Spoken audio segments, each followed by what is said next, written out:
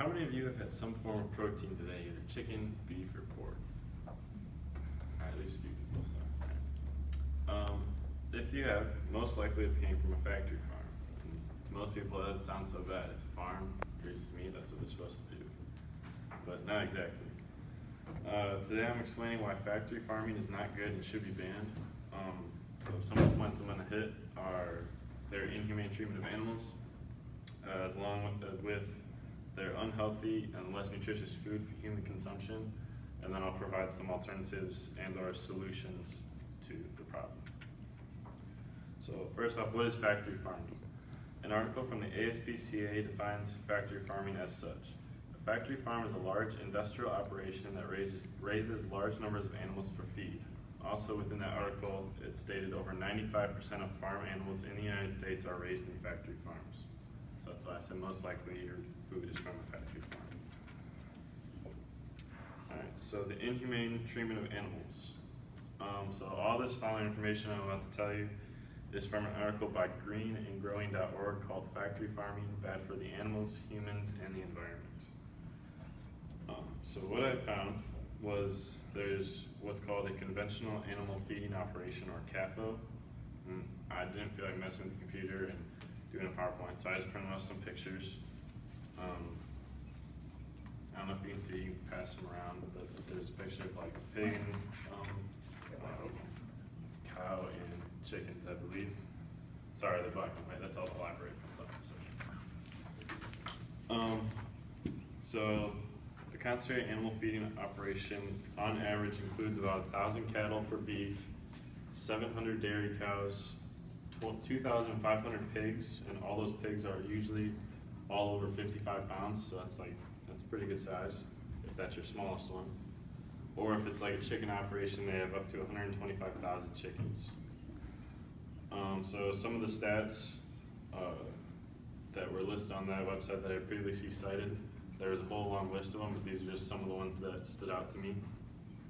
More than 80% of pigs have pneumonia when they are killed due to unclean living spaces. So that just is pretty gross. Again, I don't want to eat a pig that has pneumonia because then it can transfer to me or whoever else is eating it. Chickens that are used for egg production or laying chickens in battery cages, which are pretty much metal mesh cages, live their whole life in a space no bigger than an iPad. So if anybody's seen an iPad, it's not big at all. And the chicken pretty much only has room to stand, and that's about it.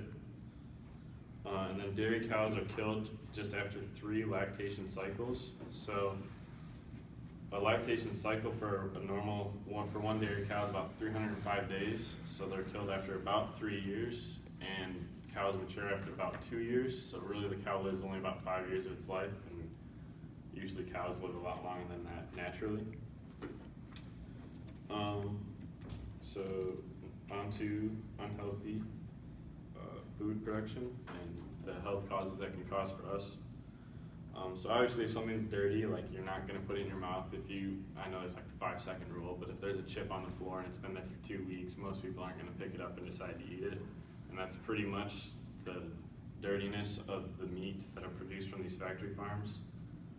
The majority of the animals are pumped with antibiotics and chemicals because the animals get sick and the people that are running the farms don't really care to actually take them to a real vet and get the help that they need. They just put antibiotics in them and assume that they'll be fine.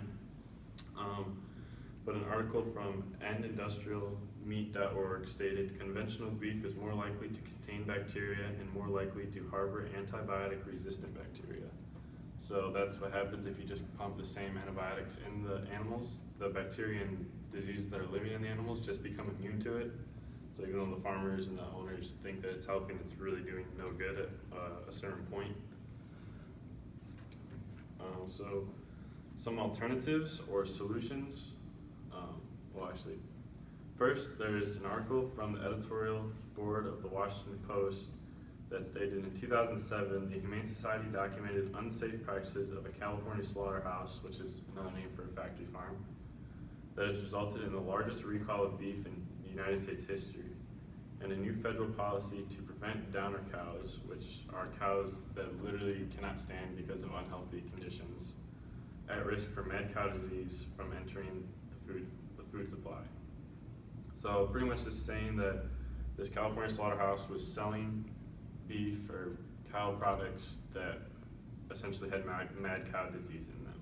So again, that's pretty disturbing and gross in my opinion. So there's obviously alternatives and solutions to help narrow down and get rid of these factory farms. The most obvious one is forming more organic farms, things that are natural grass-fed animals or things like that, and then supporting them. To take notice of the labels in grocery stores and things like that, all organic farms will label on their packages if they are organic or if they're made in Michigan or the United States or whatever.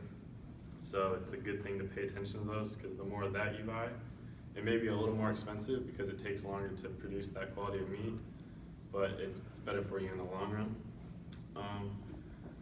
Alternative or solution that I personally wouldn't recommend, but you can do, is you can go vegetarian or vegan. I just like hamburgers and steaks and stuff too much, so I wouldn't recommend that. But you can, if you go vegetarian, that obviously just means you don't eat meat. You can still have like honey or milk. And then vegan is like no animal byproduct whatsoever, so you don't even have milk or honey and things like that. So those still can work to help get rid of these factory farms, because you're still not supporting the meat that comes from them. So in conclusion, factory farming is no good for any party. It's not good for the animals because they're inhumane living conditions and health issues that are never addressed. It's unhealthy for us because of the food or the meat that is produced that we eat is full of chemicals and antibiotics and all kinds of other stuff that is not needed to be in our bodies. Plus there's many more reasons. I just obviously don't have the time to talk about everything, but there's also a huge environmental effect that can come from them and many other things. So with all these issues, the best thing to do is, like I said, find alternatives, support the organic farms, and